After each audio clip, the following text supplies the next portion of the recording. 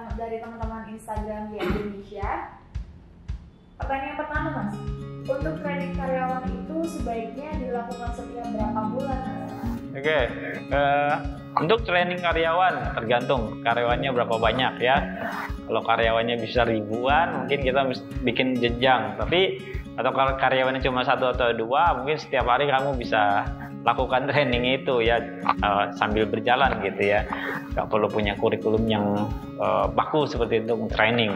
Tapi esensinya sebenarnya training itu bisa lakukan dengan frekuensi yang cukup banyak atau bahkan sedikit, tergantung dari kita mengukur. Ada namanya skill metric, istilahnya bahasanya adalah ukuran kemampuan pertumbuhan skillnya mereka gitu ya. Kalau misalkan kita sudah sebagai pengusahanya, sebagai pemilik usahanya, kita sudah menetapkan bahwa si A ya dengan misalkan statusnya sebagai admin, di bulan yang ketiga, bulan yang keempat, lewat masa percobaan katakan seperti itu, mereka sudah harus punya kemampuan ini gitu ya. Jadi seandainya kita punya alat ukurnya, ya, ternyata si admin ini belum sampai ke ukuran yang kita inginkan, ya Anda harus memberikan training di situ.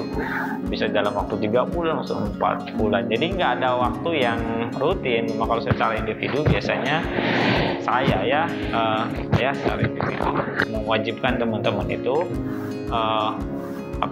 request training apa yang mereka inginkan, sehingga dari perusahaan juga memberikan tuntutan mereka harus training, ada training wajib ya, dan mereka sendiri request saya butuh training yang ini karena tadi bisnis itu kadang-kadang kita menuntut satu hal yang multitasking seperti itu, atau mereka punya kecenderungan keminatan kepada dunia yang lain atau divisi yang lain, sehingga kita memberikan kesempatan. Jadi jawabannya nggak ada waktu yang pasti, tergantung kebutuhan. Nah, kebutuhan itu kita bisa cek dari mana, dari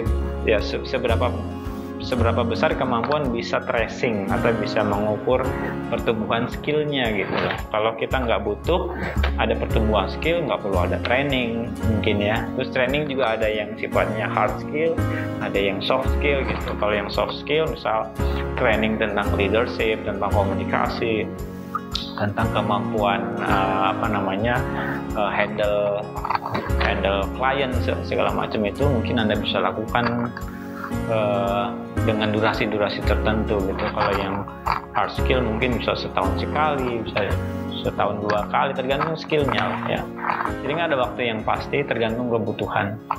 Yang kebutuhannya itu Anda yang tahu sendiri. YEA Indonesia, we create entrepreneurs.